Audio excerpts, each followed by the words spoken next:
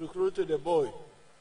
Ayo omu ku bantu ab'ekabaale abaali nga bali ku nsonga eyo baamala baleetamu omuvubuka omuto okuva ekabaale okubeeyungaku. When he got here, the life in the forest was difficult. Omuvubuka we bwe yatuuka gano obulamu mu kibira bwali bukalangufu. And he escaped. Yeeyibayo. Then he was arrested. Omuvubuka oyo omwana oyo baamugema. Now, I came from Kampala with my two other colleagues. Mu kiseera ekyo yava e Kampala n'omu ku bakaggwa abo abandi babiri. Without knowing that a problem had occurred in the camp here. Nga ye tategeire ekuwaire nti galiwo ensonga emaze okuggwawo ey'omwana olwo okweyiba ate ne bamugema. So when we were coming after Musita, kale bwe baali bali kuyidda ne batuuka nga baakabitaku e Musitaawo. That's when Amini soldiers stopped us. Awo bwe baayagaanira abasirikale ba Amini baabayiddaku baabeemereza. We fought with them and killed them and went away. Baabalwanisa ndowooza galuyaawo olugoye awo baabayita baalumuka. And that's how the whole thing exposed our work here. Ekyo ne kyavaaku okuta ensonga yaibwe ey'okulwana mu bwanga baamana nti eyo wansi eyo mu kibira eri yabayeekera. So I don't know whether the families of Nkoko and Ntale are here. Taidi oba abantu abava mu famire edo oba mu maka ago aga Nkoko n'Entale gano. Mulango we Kasada ali wali. Omugala we mugala Kasada ali awo. Baba ifo oyo wamu obwa RDC assistant RDC webale ino webalirala. Wana mayigo. Muna idala no kumotoka mangu bakubone lumuka wale mangu. Mwangu yeku. Those are my children of my colleagues. Abo bana baba kagwabe ku nsonga eyo. Olene wa Kasada, olene wa Nkoko. Nkoko Chirunda, this Faruk Chirunda is a grand. Bona ba family ya Kasada baba. These are all Kasadas. Bona ba Kasada. Chino chibona change cha Kasada chino chidi. Bana mbukine kivubuka kya Kasada chidi. Even the boy. Kyona achidi. Okay. Mutiame. Bana mbo muje mutiame.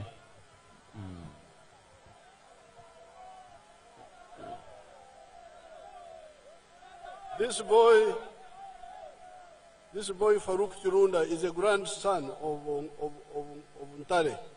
Ono mutabane waife mutabane we omuvubuka ono Chirunda n'omukuba idukulu ba Ntale. So that is the history of the party which we are now bringing their manifesto to you.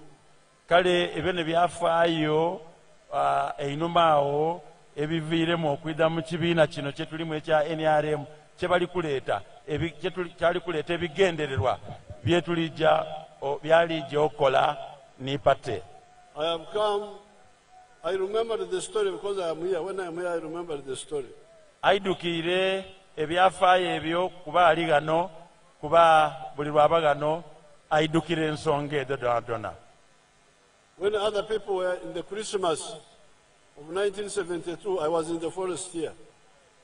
Ye sekukulu eya 1972 abantu balyanga sekukulu eyo nga bayagaire nga yali mu kibira ali mu kulwana ekikyerera. After Christmas. Yaliyo nga sekukulu ewaire ey'omwaka 1972. So we are now here to present to you the manifesto of the NRM for 2026-2031. Akobye nti kale tuli gano okuleeta ensonga zaife ng'ekibiina gye twenda okola gagati okuva mu 2026 okutuuka 2030. And in that manifesto, we tell you that NRM has made 7 matofari, contributed 7 matofari to Uganda in the last 40 years. Mu nsonga ed'okuba ebigyokolebwa mulimu tubagamba nti NRM etaddeko amatofari 7 ku nyumba ya Uganda. Mu nsonga edo mulimu nti NRM etayireku amatafari 7 mu kuzimba Uganda in the last 40 years. Mu myaka 40 einuma. Number 1, peace. Namba ensonga idembe na butebenkevu. Because even after 1972 there were wars here. Kuba niyeche okuva mu 72 era gamala gabaawo obutali butebenkevu galiwo entalo n'okulwana mu bitundu bino mu Uganda. Now there is peace in the whole of Uganda. Saawa eno galiga idembe n'obutebenkevu mu Uganda yona yona. The second tofari eitafali eryokubiri is the development, n'enkulankulana, which has got 2 parts. Erimu ebiwayi bibiri. Economic infrastructure, bino ebyokuzimba gamba ng'enguudo, omusingi gw'ebyenfuna, omusingi ogw'ebyenfuna, and social infrastructure, ne bino ebyokuzimba nga y'ebyembeera y'abantu, ebitoola y'embeera ey'abantu, emisingi y'ebyembeera y'abantu, emisingi ogw'embeera ey'abantu. Now this is what Honorable Bajire was telling you about. That's what ekyo Bajire, Honorable Bajire kyabeera ali kumukoberanga. No, I've been telling you when you were there. Ekyo kyabeere ebyo Honorable Bajire byabeire abeera ali kumukoberanga when you were speaking there. Nga tuli kwogera wale ku office ya NRM. But wano ku pick up wano. On the side of the roads, you saw what we have done from Musita, Mayuge, Namayingo, all the way to Busia. This big road here. Kuluyi olw'enguudo mu Bweine ekyaba oluguudo lw'abakobera oluve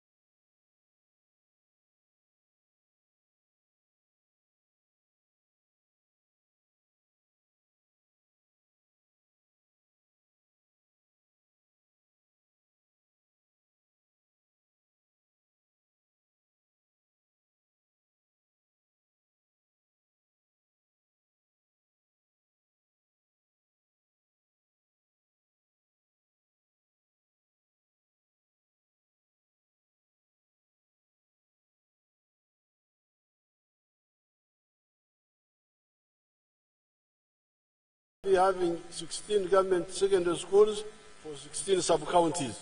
Ampaganawo mu Kibweine nti gano ganabagawaire ana twita kubanga tulina amasomero 16 ayenga amagomboola galina amasomero aga siniya gali 13 ngeri 3 gazira ngaye tulina amagomboola 16. So please take care about the distribution. Kale alikoba nti bana tutyeku esira ku ngeri yetugabanyamu amasomero ago okugabula bulungi ngetugagabule bulungi ino. Now on the issue of the health centers, ku nsonga y'amadwaliro there are 16 sub-counties, as already said. Nga bwe muwulire tulina amagombolola 16 mu Mayuge district. 3 of them have got health center force. Amagombolola amu kwago 16 asatu galina health center 4. 11 have got health center 3s. 11 amagombolola galina health center edokwidala eryokusatu. So that is 14 now. Ekitegeeza ago gali 18 ku 16. So that means there are only 2 where there is no either health center 4 or health center 3. Ekikobe ekyo kitegeeza nti amagombolola 2 gonka agayinza agazira health center 4 eyokuna oba ey'omudaala ogwokusatu. Now the plan in the future is to upgrade Mayuge Health Center 4 in Bunya East constituency to a general hospital. Buti enteekateeka eya gavumenti yakuboneka nti bagedya eisomero bagedya eidwaliro era health center 4 eri mu Bunya East okuliga health center 4. Upgrade okuliga eidwaliro okutula ku health center 4 okuliga eidwaliro einene area district. Upgrade Busu Health Center 2 in Wairasa sub-county to Health Center 3. Era enteekateeka yakutoola akadwaliro aka health center twake Busuuyi olifuula eidwaliro inene eri okwidaala health center 3. Upgrade Bonda Health Center 2 in Bonda Town Council to Health Center 3. Okutoola akadwaliro ak'omubonda ak'okwidaala eryokubiri okuligedya kulita ku idaala eryokusatu. Upgrade Wandege Health Center 2 in Chichiherera Town Council to Health Center 3. Era enteekateeka ekoba eriwo yakusitula omutindo okutula ka Wandege yakuva ku idaala eryokubiri oyita ku idaala eryokusatu. So all these mean that the second tofali of NRM to Uganda is development both in the economy and in the social sector. Ekyo kyategeeza nti eitaffaali eri eryokubiri erigemagana n'enkulankulana ebyenkulankulana enkulankulana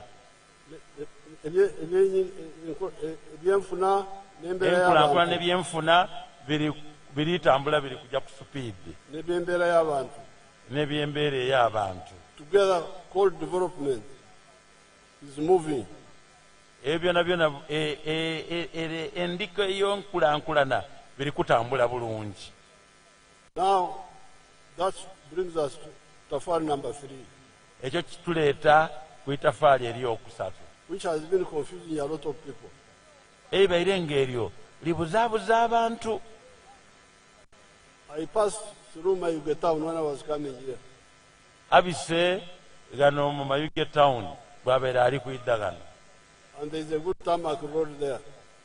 Yaliwo oluguudo olwa kolansi awo alubweine lulungi. But the question is, do you sleep on the tarmac road at night? Aye ekibuuzo kyali kubuuza, imwe mulambaala oba musula ku luguudo olwo olwa kolansi obwire? Omubwire mulirize mwe banange omukulembeze omukulu aliko ati muwulirize male. mwebale okusaakaanya ye mumuliise male mwikaikane. Oh, stop, you are stopping people from learning. Bana bali kubasaba musirike muli kulemesa abantu abandi okwega okusomesebwa. So the question is, do you kulambala on the tarmac road? Kale ekibuuzo mulambala ku luguudo olwo kuba lwa kolansi? Kyembabuuza. Kyalibuuza. Mulambala wa? Mulambala ga. Ekyo nekibuuzo ekyo ekindi. Ku luguudo kubanga lulungi, kubanga oluguudo lwakola silungi katulambale wano. Mulambala mu luguudo lwa kolansi olw'okuba nti lulungi mwaka muti ife katwerambalire gano. Mulambala wa? Bakobye mubalambala mu nnumba. Mulambala mu nyumba zaimwe? Balambala mu nnumba dhaabwe. Mulambala mu maka gaimwe? Oh, kibomba yebazibwe. Nange ngenda kulambala mu maka gaimwe ekiteerera. Era yena asiimye yeebaza Katonda yakati alijjalambala mu maka ge ewuwe ekiteerera. Sigenda kulambala ku luguudo kubanga lulungi nteekako omufalaso. Etajja kulambala ku luguudo kuba mbu lulungi n'aluta ku mufaliso, ajjako wuwe alambala eyo. The issue is when you go back to your house. Ensonga enkulu bw'oyirayo mu maka go. Bwebwavu bwoleseyo ku makya. Obwavu bwoleseyo ku nkyo. Ogenda kusanga bukulindiridde. Obwagaana nga bukutungwira amaiso bukulinze. Ne bukoba nti kulukayo mu lukiiko ife tukali wano. Bwakoba nti suukayo mu lukiiko aye ife tukaali gano ng'obwavu buli kukobera. Nti mu nyumba tewali musukaali. Bwaka nti nini oviire gano oyize ayi mu nnumba muzira ki sukaali butungwire maiso. Oba amasanyalaze. Tuzira masanyalaze mu nnumba muno gaweereku oba muzira mafuta gakwasa itaala. The children don't have enough clothes. Abaana bazana ngoye dda kwambala. So you can have development in the area, but you still have poverty in the homes. Kale musobola okuba n'enkulankulana ereeyogeirwe ku mitafaali eryokubiri aye nga obudaaga obwavu bukatulimu mu maka. Indeed, I have been telling people that in 1965, era abaire akoberanga abantu nti mu 1965 60 years ago, myaka 60 einuma, I traveled on that road from Mbarara all the way to Soroti. Yatambulira ku luguudo olwo okuva e Mbarara, Kampala, Idinda, Iganga yajja paka Soroti as part of the school games team. Ng'ali omu mu isomero lye yali alimu ng'agiire ng'omuzaani abaali balijjaza emizaano gy'amasomero. And that road was already tarmac all the way from Kabale. Oluguudo olwali nga luli kolansi okuviira e Kabale, Mbarara, Masaka, Kampala, Idinda, Iganga paka Soroti. And we have always reconstructed it all this time. Era lugiire nga luyiribwamu okuzimba naddala mu kiseera kino ekya NRM buli lwonooneka. But even if you go today, aye ni bw'ojja saawa dino, you will find some poor people near that road. era oyita kwagaana abantu abali mu mbeera embi eino nga basula kumpi n'oluguudo olwo amaka gaibwe nga egali. Baavu. Enkulaakulana eriwo, aye obwavu nabwo bulemeddeko. Enkulankulana ey'enguudo ey'amasannyalaze yaki eriwo, aye obwavu bulobeire mu maka agagali ku. That's why, since the 1960s, we have been telling people, leadership is not so easy. You get people, leader, they don't know what they are doing. Kale mu kuva myaka egy'enkaaga abaire nga bakobera abantu ng'aye abantu tibawulira obukulembeze kizibu ino, bano boogera kino bale baagera kire.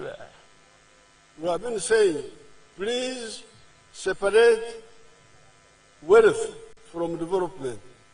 Nga bali kusomesa abantu okuva myaka egyo egy'enkaaga nti twawulewo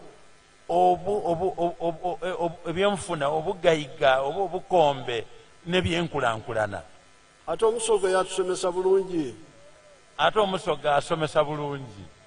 Yakoba nti akange kakera kaife. Mukawuliraako nti omusoga asomesa bulungi nti akange kakira kaife. Enguudo ya korasi kaife. Enguudo da kolansi daife. Amasanyalaze gaife twena. Aye obugaiga n'obwavu bwa buli muntu kinoomu. Obugaiga n'obwavu bugulumaiwe muntu mulala oba makaago. So that's why we have been saying, please work for poverty wherever you are. Kale kyova work for wealth wherever you are.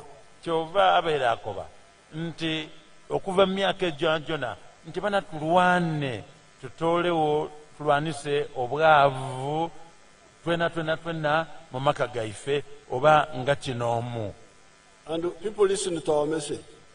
Abawulirisa obubaka obwo. Let me show you some of them like here. Era abantu abo abawulirisa kubaka obwo ali kwenda kubalaga ku TV okwo ku lutimbe mutungula amaiso era muwulirise musirike ino mubone. Luwero. Awo Luwero gali kubalagaawo. Amazina ninge George Matongo owangoma mugoma buntu hano gwetaka shozi nandi kutaha umurimo gwanjye ndi muri isa nteze mujya kureba nuko itandikira tatakanda gento bavuye atalobo hagwashidana meirisa zakanya nagura amataka nyuse nazo zankorera ibintu kwenda zashubiza abana bihereze naturuho kabanza mu nyankore naje nahindura nk'umwata ngo njungu nuko zahanyiranye nazitunga katizungwe zo ndisumute. On our farm, we collect over 900 liters of milk per day. Now, and a little. Now, that man kale omwami oyo is not educated. Teyabona ku lubaawo waire teyasoma. He was just traditional banyankore abali bakolera ekida kyonka. Bantu abatasoma kune bale abantu abobuwangwa abanankola abali eyo nga bakolera Buganda yonka. But when we started them in the 60s, batandika okubasomesa mu myaka egy'enkaaga. They woke up. Abazuukuka bava mu kulambaala. And they went from working only for the stomach bava mu kukolera enda to working for the stomach and the pocket. Batandika okolera enda n'ensawo. And you see what the evidence, the witness testimony was giving. Era obukakafu buli awo bwabeera ali kutuula kwekyo ekyokwega. The girl was saying that they are selling 900 liters of milk per day. Omwami abeera aliko bati buli lunaku atunda erita 900 olw'amata buli lunaku. And although the price is low, 800 shillings per liter, waire ebbeeyi ekaali gansi ey'okutunda amata nusu 800 buli lita. Because there's a lot of milk in the area. Kuba amata mangi no mu kitundu ekyo. He ends up with 21 million shillings a month. Ajja okumaliriza omwezi ng'afunye obukaira bina kalala omwezi mu mata gonka. A year 250 million. Omwaka obukaire 205 mu mata gonka. He has built a very nice house. Mubona bwazimbye enumba ye makage etemagana. With solar power. Erimu amasanyaza ag'enduba. And the child, that girl is educated. Omuwala ye mubainaawo mugala we amusomeisa. She's a graduate. Yamaliriza degree ye. But he's far from the tarmac road. Aye aligala ino n'oluguudo olwa kolas. But Enkulakulana is not so much in that area. Nakaseke, not so much. Enkulankulana mu kitundu kye Nakaseke ti amaani ino. Ayo obugaiga buliyo. Ayo obugaiga obwa kinoomu mu Makka buliyo. So now when we came into the government, kale bayidda mu gavumenti, that was what we did before when we were still students. Ogwo omulimu gwali gwatandikibwa ogw'omuzeeyi baava balaga mu firimu eyo. Gwatandikibwa nga bakaali basomi nga bavubuka mu myaka gyankaaga. When we came into the government, we brought the same message. Kale bwe bayidda mu bukulembeze mu gavumenti, baleeta obubaka obwo kabiri baabutandika buyaaka. In 1995, I made a countrywide tour. Mu 1995 yatambula mu iganga lyonna. I was preaching the same message. Ng'alijja ng'abuulira enjiri eyo. In the 1996 manifesto, mu 1990 ebyokukola eby'ekibiina kyaife, mu 1996 ebyokola eby'ekibiina, the 4 acres model. Yaleeta enkola ey'okuba neyiika eyina eitaka n'odikozesa. You put 1 acre of muyiika endala coffee. Otemu emwanyi. 2nd acre you put fruits. Eyiika ey'okubiri otemu ebibala. 3rd acre you put pasture for zero grazing. Eyiika ey'okusatu okutaamu eisubi ery'okuliisa ente ey'omu kiyumba. 4 acre you put food crop. Ey'okuna okulima emmere ey'okulya for the family. Ey'amaka. In the backyard you put poultry for eggs. Einuma waatayo enkoko edda amagi. You put piggery. Bw'oba waatayo bulevu mugulumumpi. And near the wetlands you put fish farming. Eitaka eryo libanga ajja kumpi n'ekibali waatayo ebiddiba waataamu engege. Now some of the people listen to that message. Kale omu ku bantu abandi abamu ku bantu abo baawuliriza obubaka obwo era baabutwala batandika obukolako. Let's see Basangwa of Kamuli. Mubona omukulu Basangwa w'e Kamuli abo aliraga firimu amaiso ku lutimbe.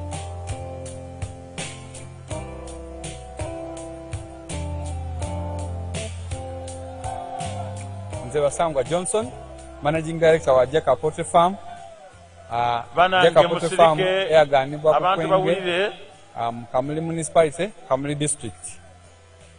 Mu 2007 twatandika obulunzi nga tutandikira mu Kamuli Town Council by then mu plot yali 50 feet by 100 feet. Ezo futi 5 ku 10 eda itaka.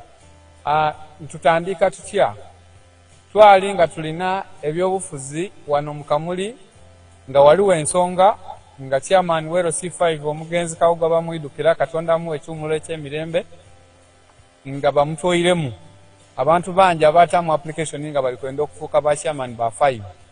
High president yaida yatulungamya yakoba tubana abantu mwena temusobola kuba ba chairman ba 5.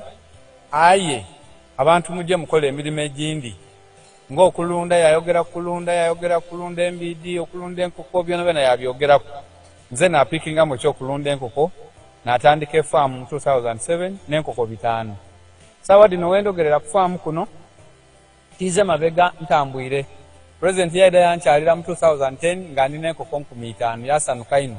Sawa dino tutambwire tulina enkoko 1,200 tufulumya amagi etule 2,000 buli lunaku. Etule 2,000 divaamu milioni 2 buli lunaku. Omwezi diba milioni 6. Omwaka tuba tuli mu bilioni ze 6 n'ekitundu etuba tukolaki tuingiza. So tuwulirisa omulamwa gwa president okuva ku kiseera ekyo twakati katukigiireko.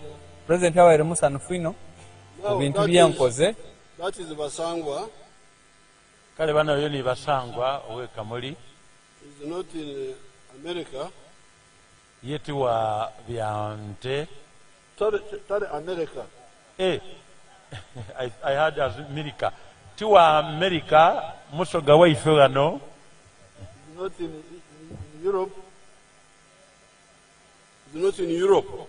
Tali Bulaya, tali Buzungu eyo. He's here in Kamuli.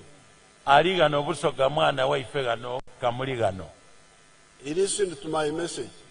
Ye yawulira enjiri eyo. And out of the 7 activities, of the manifesto, dayogeireko omusanvu ebyemwanyi enkoko engege diri musanvu ya he just did one, the yakola ku ndala eyo. He just did one, the eggs. Yakola ndala eyo ey'amagi. Now he's getting 2,000 trays per day. Muwulire alifuna etre ed'amagi 2,000 buli lunaku. And he has got 111,000 chicken. Alina enkoko emitwalo 18 mu faamu ye. And he's getting 20 million shillings per day. Era ali kufuna obukaire 20 buli lunaku. 600 million a month. Bukaire 6 buli mwezi. 7.2 billion a year. Alifuna obuwumbi 7 n'emiliyoni 2 omwaka. Now, this is here in Kamuli. Kale ali gano wano Kamuli gano. Ayimwe obugego mbuleka wano mugenda okukola ebyobwiru Dubai. Aye imwe muleka obukomboti n'obwo obuli gano mwajakola mirimo gya kupakasa e Bulaya. Slave jobs. Mirimo gya bwiru. Now that is Basangwa. There are very many examples. Oyo ni Basangwa. Aye ebyo abokubonera ku bangi no mwiganga muno. But I normally look for the ones to provoke you. Aye atala kuleta ededi basimoze ndi basimoze edo. Let's see somebody from Karamoja. Leka alete yo muntu okuva e Bukaramodo. I am Mr. Korea Dick Ogira. I am a model farmer in Abim district. My village here is called Arangetoy West. Arangetoy Parish, Abuk Town Council, Abim district in Karamoja. The mango trees you are seeing here were given to me by the President through Operation Wealth Creation. I received 200 mango seedlings and I planted all, and they are all doing well. Apart from this venture, I got money from PDM last year. I got 880,000. And I used 800,000 for buying 10 goats. And the goats are there. They have multiplied. They are now 16. Part of the money of PDM I used for buying cassava stems. Through that money, I've managed to plant 2 acres of cassava. They are now doing well. The first acre I intend to harvest next year in January. Then for the mangoes, you are seeing, I started harvesting last year in 2023. The first harvest, I got 6 million. That was in June. Then second harvest in November, I got another 6 million.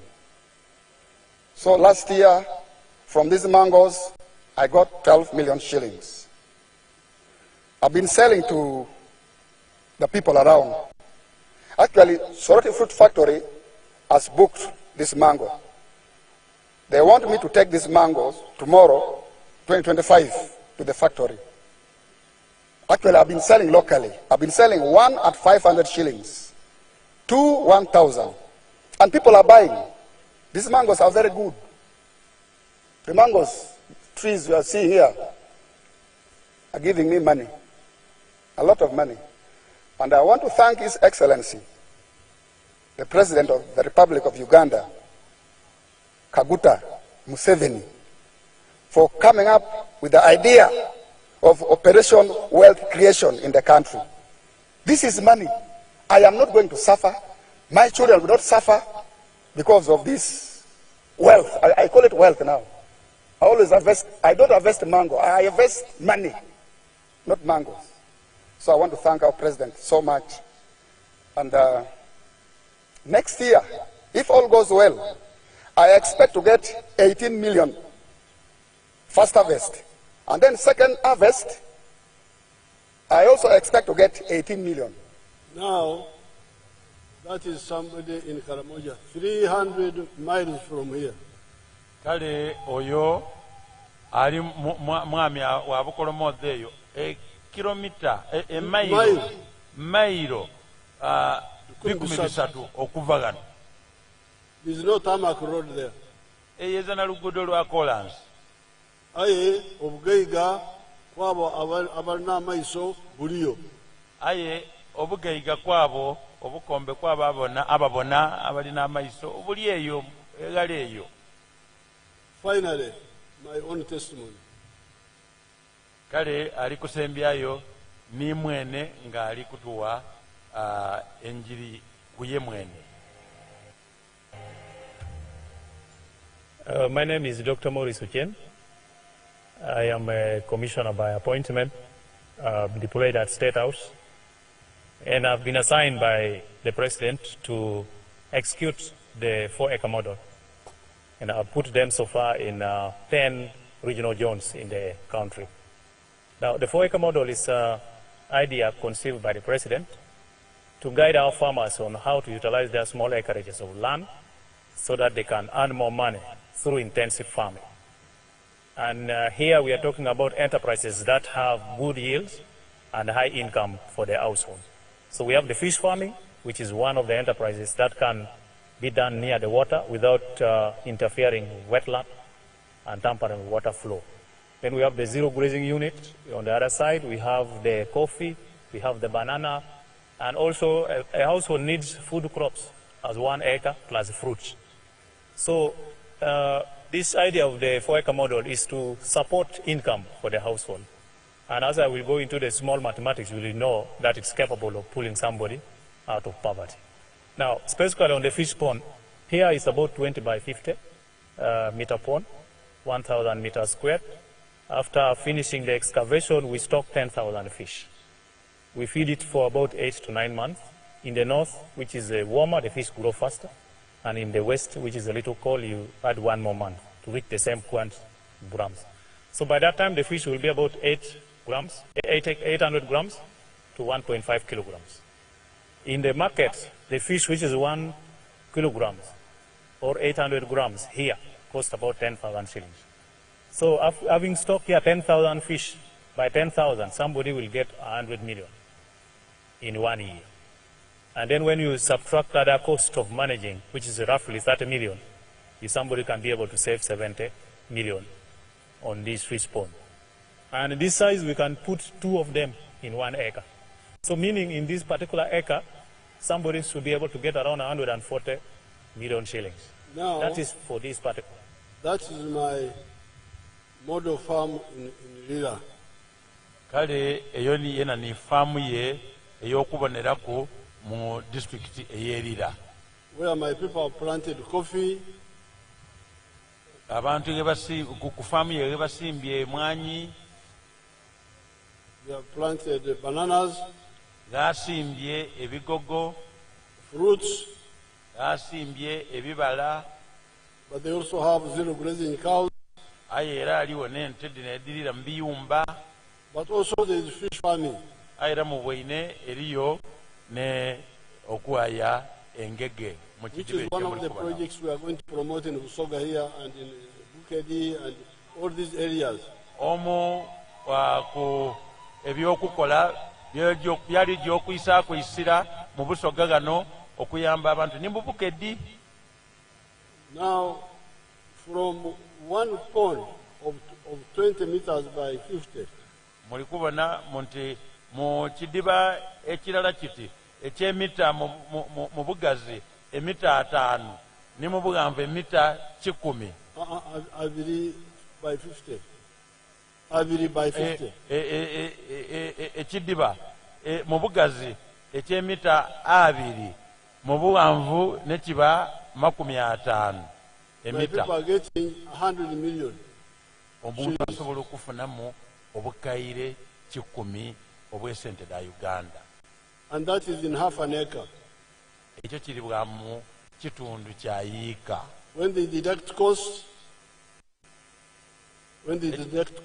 bw'obanga otwayireku esente oba tootayiremu, they remain with 70 million.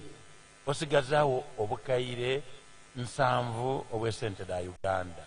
In an acre you can put 2 of them. Ekitegeeza nti mu yiika osobola okutaamu ebidiba ebyo 2. Therefore, from my 4 acres, from fish alone, ekitegeeza nti mu yiikadde eyina erira mu ngege donka I can get 140 million shillings net. asobola okufuna obukayire 18 ediba nga tisigerewo ng'otwayire ku byona byewataamu okukozesa edesente da Uganda. This is before I add coffee, I add milk, I add the other things. Awo nga kalina kugayita kudira ebintu esente ebintu ebindi amata, emwanyi, ebibala n'ebindi by'abatayireko. Now, this is what the Basoga call obulezi, which means medicine. Kuba abasoga balina ekintu kye beeta obulezi eidagala. Now, this is the bulezi we had arranged in 1996 for the people with small piece of land. Era neidagala lye baali baleese ne bayitandika okuva mu 1986 nga gavumenti eyidye okutwidanda batwetoola labi. Obulezi twabupima twabubala ne tubuteekawo ku mmeeza nti oweetaka ettono obwegala kubona obwavu obulezi buli wano. Obulezi obwo baabupima baabwetegereza bulungi no baabwesengeeza bakandi omuntu obanga olina akataka katono kino kyolina okola okwetoola agabi. You have seen now how many patients who listened to the bulezi have been healed here. Muli kubona abo abaali abalwaire obw'obwavu abaawulirisa mu bwe ne baddanza buyibwa era bwe baviirenga muli kubona ku firimu edo daali tulaga. Basangwa ow'ekamuli, omusaadha ow'ekaramoja, omusaadha ow'ebukolomodo, nze wadde siri mwavu naye nkolera kibumba. Yeena waire yeegayo yakolera Katonda abantu babonereku erira. So obulezi bukola. Bana obulezi bukola. Now we are aware of another form of agriculture. Era mpegano mwena aliwo kyemuyinza okuba temwidde nti yali enkola eyindi. We were aware. Twali twidde nga yaliwo engeri eyindi ey'obulimi which the country also needs. Yona ensi yeyeetaaga. This is what we call extensive, this one we call intensive agriculture. Eno ey'okulima mu yiika entono agafunda. Eno ni yebeete okozesa agatono aye nga tolifuna kinene ino. But there is extensive agriculture. Aye gali era y'okulima ganene ino. Which we also need, the country needs it. Yona ensi egyetaaga. This is where things like cotton. Awona ngali okulima ebisimbe nga pamba. Maize. Nga duuma. Nga ebikaado. Tobacco. Nga taaba. Even tea. Negaba amajjaani. They are in that category. Galimu n'ennima eyo yona ey'endawulo ensi yeyeetaaga. But you need to do them on a big scale. Eyo olina ogikola ng'ogikolera wantu wagaziino. Where you will get something small per acre, but in total you get big. oida kufuna mu nkole eyo mu nnima eyo oida afuna katono buli yiika aye kuba oliikolera kanene ojja okugaitagaita ng'ofunye. But abebikaado, when we were here, we discussed with them. Buti ebebikaade bwe yaligana ebiseera ebyo baagayamu bakyusa n'ebirowoozo baba ne kye baatuukako. I've noted the point which Rebecca raised. Ensonga First Deputy Prime Minister Rebecca Kadaga yayogeire agitwaire mu bwongo bwe. Minzani. Ensonga ya minzaani. That they are not accepting it yet, they will have to accept it. Ng'alikoba ensonga eyo tebali kugiikiriza ate nga eyina kuikirizibwa. They must. Bateekwa okugiikiriza. Then the one of taking away what they call trash. Nene ensonga ey'okutoola okubatoolaku ebikaba ebyo basala abantu ati mbu 5 ku 10 bikaba ng'ate bali kunaggulula balimi baife. 5%, they will have to accept it. Boona balina okugiikiriza bagitoolewo. Baida kugiikiriza buyikirize gaza musaago. And we are going to put a fund for fertilizers for these big scale farmers of tea, of avocado. We shall put a fund for them to buy fertilizers for each activity. Akobye nti gavumenti yalijja okulembera nga mwero bulu alijja ataaga ensawo enaabanga efunira abantu ababalima ku mutindo ogwo omunene mu nnima eyo yali kwogera ku saawa eno ey'ebikaado ey'amajaani n'ipamba okuboneka nti bafuna ebijimusa. Now for the fish farming for the smaller scale, ku nsonga ey'okulima engege ku bantu abatontono, the government will do the fish ponds because they are a bit expensive. Private people may not do them easily. Gavumenti eri kujja kubasimbira ebiddiba kuba kikyangu okubisima bitwale akasente akagerako. The time is going. I don't have time. I would have shown you the examples. Obwire buli kujja azza bwire bulungi anya ne beta abalagaku ebyokubonerako. So the fourth point, ensonga eyokuna, etafaali eryokuna, eitafaali eryokuna gy'emirimu. Emirimu. Where do jobs come from? Emirimu givaaga. Let's see Basangwa, let him help us. Tuyambe kwawo ne Basangwa tubone mangu. Atuyambeku.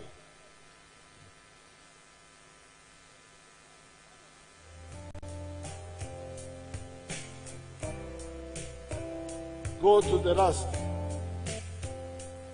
Mwana jamangu ere ulutambiru sembera.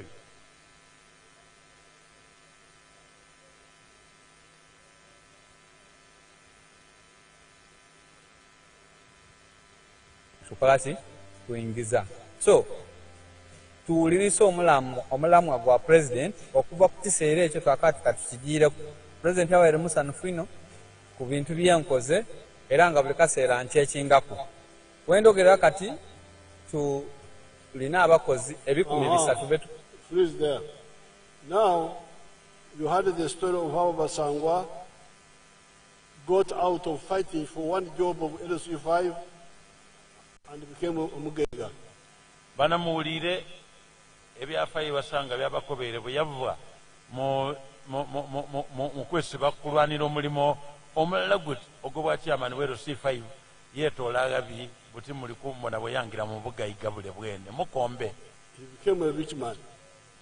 Bana yafuuka mukombe. But now his Bukombe has produced a mirimu for Ugandans. Buti muli mbona mukombe aye mbona bwaterega emirimu egy'abana Uganda emingi eino. 300 million. No, 300 jobs.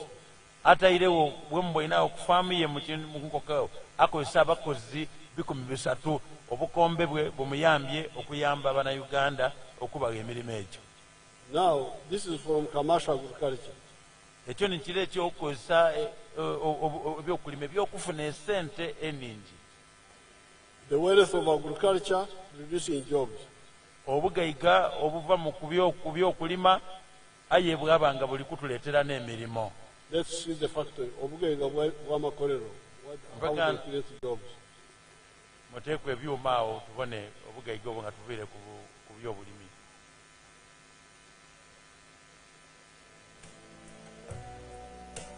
Now that big town is in Mbale. Bana eyo town ekibuga ekyemuli kubona ekyo kiri Mbale gano ebugeso gano. And it is a town of factories. Ekibuga kya byuma byerere amakolero.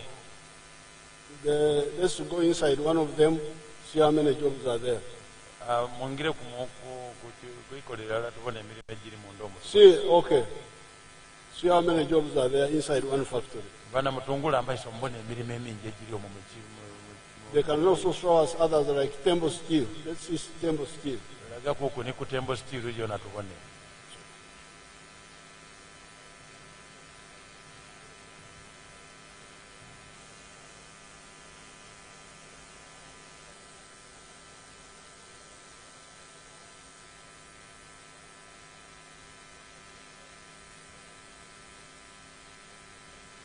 Because we don't see the worker.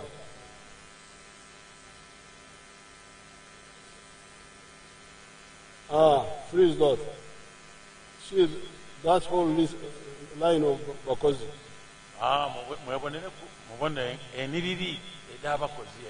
Now the factories have created 1.3 million jobs. Ebyuma byonka amakolero gatuteereirewo emirimo akakaire kalamba n'emitwalo 30. All the government jobs are 480,000. Aye emirimo gya government gya n'abakozi ba government bali bwa mitwalo 40. So people who talk about government jobs are misdirecting us. Kale ababoogera ku mirimo egya government, emirimo gya government bali kuttola ku mulamwa. So therefore, of the 7 matofali NRM has put on Uganda, I have mentioned 4 here. Kale ku matafali ago omusanvu government eya NRM etafali eryo eritairewo mu ngeri y'eigume. Amatafali getere ku Uganda, I have mentioned 4. Ku matafali gatere ku Uganda yakongera ku ana, yakongera ku ana. Wano. Number 1, peace. Namba esooka idembe na butebenkevu. Number 2, development. Namba eyokubiri byankulankulana. Number 3, obugaiga. Namba eyokusatu obukombe. Number 4, emirimu. Namba eyokuna mirimo. There are 3 other matafali which I will talk about in the press conference. Yaliyo amatafali agandi gaji okwogera ku wanabanga ali kwogera eri abanamawulire. So therefore, if somebody says, why are you supporting NRM? Kale omuntu bw'ava n'akubuuza lwaki oli kuwagira NRM. Tell him that because NRM has shown us the matafari it has put on Uganda. Muire mu bwire oti ndiyagira NRM kuba NRM etulaze amatafali ago getaire ku Uganda. Iwe ozire itafari yotaire ku Uganda okwira ko okulya kwonka. Iwe owotali wa NRM oli kunkoba ku ozaitafali lyotaire ku Uganda otulako okuli obulye. N'okutabula obutabule okutumalako emirembe. Ozira kyokoze. Oza kyo wali okozeewo waire. NRM oye! NRM oye!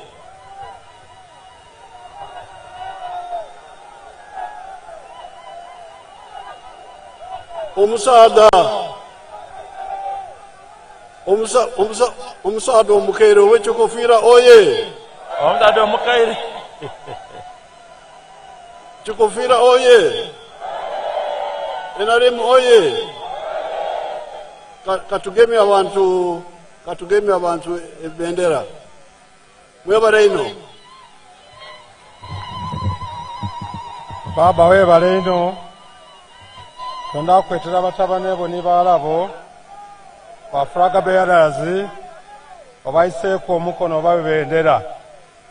Awali Honorable Agule Bajire, Bunya West, Ekolo Alexi, Bunya East, Mpata Sale, Bunya East, Bunya South.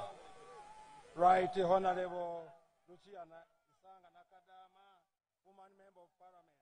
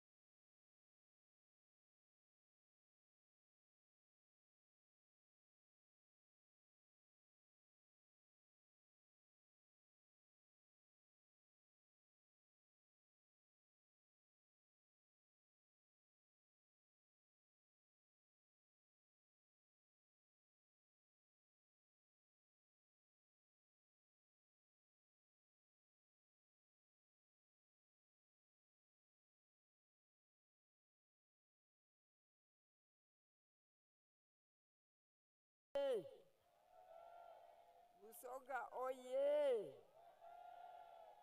Uganda oye! Please don't forget you have a duty to vote and vote NRM. Ali bakoba nti bannamuteerabira mulina obuvunaanyizibwa obw'okujja ku lunaku lule okulonda mwena n'abasigaireyo ate bwe mulonda NRM. God bless you, Mayuge. Katonda abewe enkabi abantu ab'e Mayuge.